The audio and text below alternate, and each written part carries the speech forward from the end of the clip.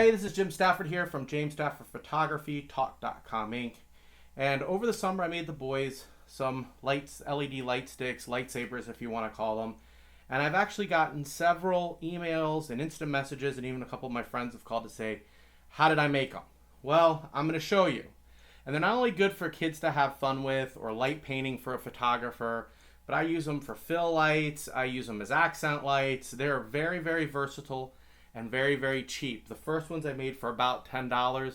These come out to about $15 because of a larger battery, but it's completely unnecessary. I just did it because I don't want to have to charge them every couple of days. This, with a bigger battery, I'm thinking I can get almost 7 or 8 uses out of them before I need to recharge them. But they are also great for like hurricanes or when the power's out, because they put out a ton of light. And they're not dangerous, and these batteries are, they won't just power this, they'll power your cell phone or anything else. So let's get started with what you need. You're going to need a battery, battery bank. This is a cheap one from the local big box. An USB LED, they call them mood lights for TVs. They sell them all over the place online. I got this one for like $4.99. Duct tape, and Velcro, and of course a pair of scissors. And finally, this is a piece of PVC pipe. It's I believe 1/4 inch, and it's 3 feet long. Half-inch PVC at 3 feet long.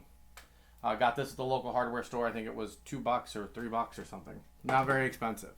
So let's get started. The very first step, the first thing you want to do is open the LED. And what we want to do here is that we want to check to make sure the LED works. These aren't the, let's say, highest quality control on these. So sometimes you may get a bad one. They come on a reel. What's in the bag is, this is the cable with the controller, the pins that you plug into the strip. This is the, this is the receiver right here. Let me put it in the camera where you can see it good. Okay, when we're wrapping this at the end, you want to make sure this is not wrapped, because if you cover this up, you can see right here is the little node. If you cover that up, the remote control won't work. Let's get rid of some of this packaging that we don't need. Okay. So this is the remote control right here. Let's go ahead and take it out of its wrapper. They all come with a little tab, and I don't know if the camera is going to see it. There's a little tab right here. Make sure you pull that out, because if you don't, the battery will not work. Okay, and then we're going to open the battery pack, the battery bank. So here's the battery bank, pretty standard. Comes with a USB to charge it. We'll set that aside for now. And the first thing we're going to do is, this is step one, is we want to make sure that it actually works. And on some of these, sometimes there's a little arrow. Sometimes there is not. It says this side up. So I would imagine this goes like this. And let's go ahead and give the camera a chance to focus here. Okay, so let's go ahead and plug this in. All right. And we're going to stick that right into there. Try to keep those pins as lined up as possible. You don't want to bend them, because that would definitely put an end to your day pretty quick. And then we're going to plug it right here into the battery. And as you can see, it cuts on. Just double check, make sure the remote is working. We'll turn it off, turn it on. Here, let me put that over here where you can see it good. So you want to make sure the remote works, and you got to make sure it's pointed right at that. Off, turns on. Let's change the color real quick. Yeah, so this is definitely working. So we are on to step 2. Let's go ahead and unplug this from the battery. Okay, we'll set that aside for the moment, and we're going to unplug the charging piece here. Okay, so now what you want to do is you want to go ahead and, let me get this focused on me here. You want to go ahead and remove, there's like a strip on the bottom here that is made, it's like an adhesive strip, okay? You're going to have to peel that off. So what I found is easy is just to go ahead and unspool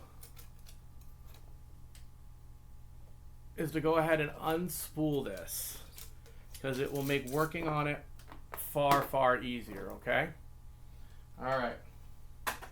So here's our PVC. Now, when you're looking at it, and it's really long, so I can't show you the whole length, you're going to want to leave about that much where you don't have lights or anything, because this is where your battery pack is going to go. Keep in mind, this is how big your battery is, and you have to have room to hold it. So you're going to want to come to about right here with the actual lights. Now, if you want to be precise, you could measure the distance so that the wrap stays pretty uniform, but by all means, not necessary for this. And I have found that the photography industry is full of gimmicks and gadgets and stuff they want you to spend your money on. But if you're, if you're a professional photographer, commercial photographer, you know that sometimes it's better to do things cheaply, make it yourself, than spend a ton of money on a rig that you may only use a couple of times. And if you're interested in learning about light painting, long exposure photography at night, and that kind of thing, this is a great place to start. Okay, so what we're going to do is we're going to start at the very top, and we're going to stick it on there, and we're going to just start going down, just like it's a candy cane, and you just want to wrap it around. And you want to try to keep your spacing pretty uniform. About a thumb has always worked for me. And just keep turning it like this. Okay, we're just going to keep going right down the pipe, the piece of PVC here, until we get to the end. So what I'm going to do is I'm going to fast forward this portion, just so you don't have to sit here and watch me spin this stick around a whole bunch of times.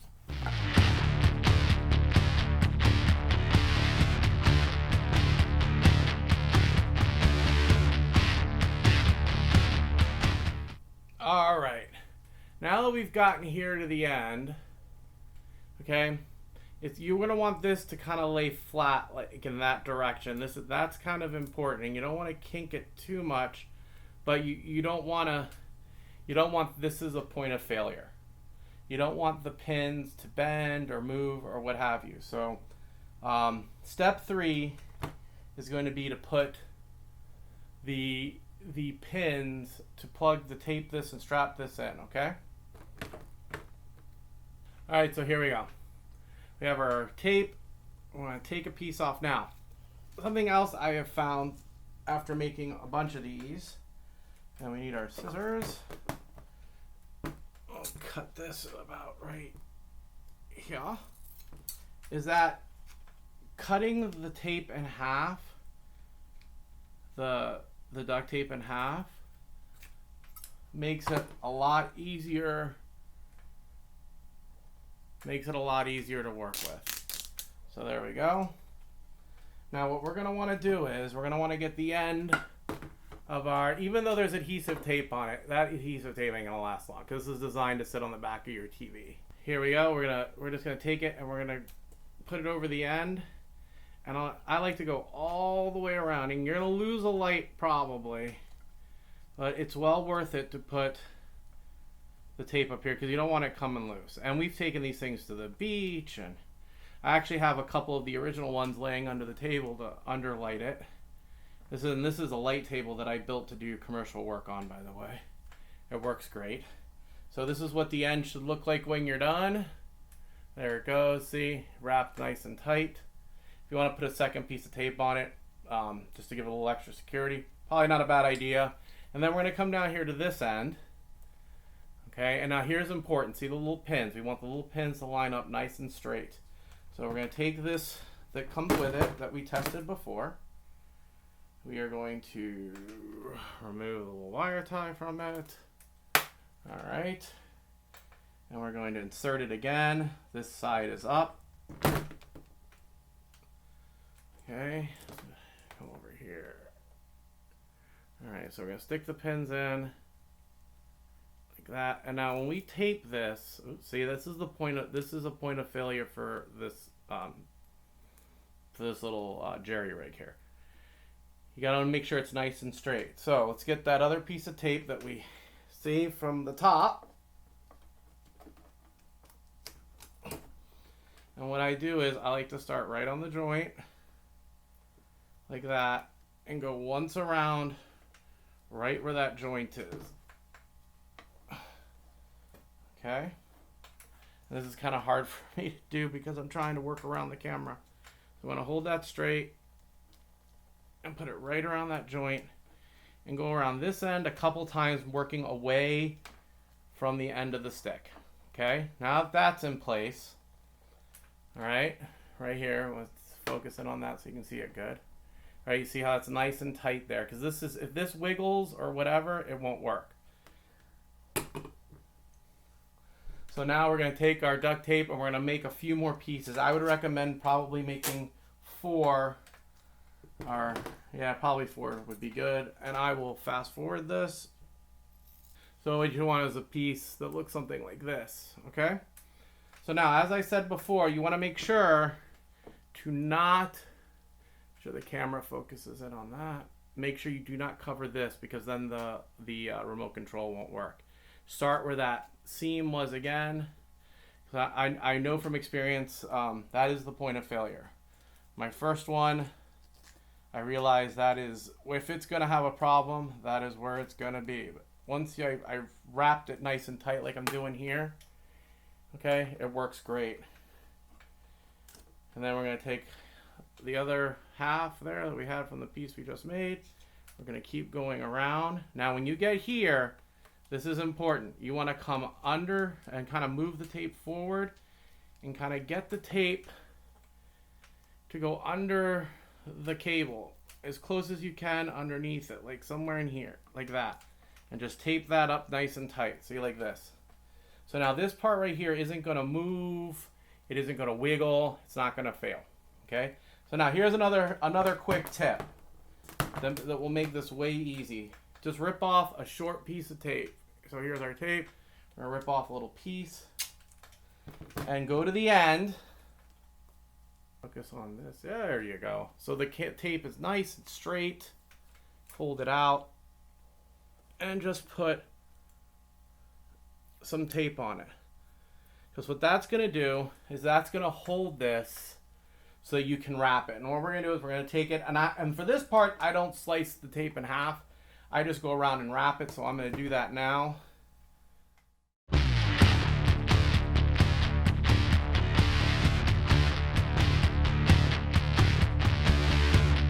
Okay, so we're getting to the end here. And we just want to make sure that's nice and tight. Everything is nice and covered. And this is going to be our handle. Okay, now, step 4. We have to get the battery. Here it is. Camera doesn't want to focus. There we go. Here's the battery. We need to get the battery onto here, and that's what the Velcro is for. You know, married up.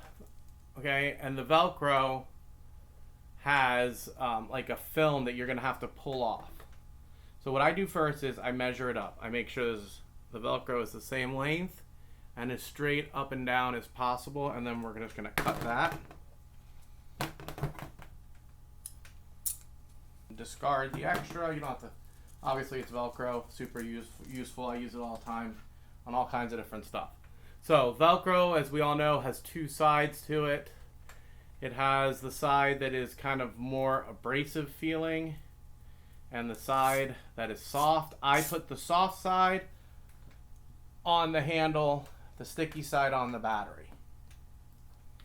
And the reason I do that is because my kids use them, and I don't want, I don't want there to be a reason. My sons have autism, and they're very tactile oriented, so I don't want them to feel something they're not going to like. So I just put this right on the end, right here, like so, as straight as possible, just like that. Okay, so our Velcro is on there. I know a lot of black, so it's hard to see.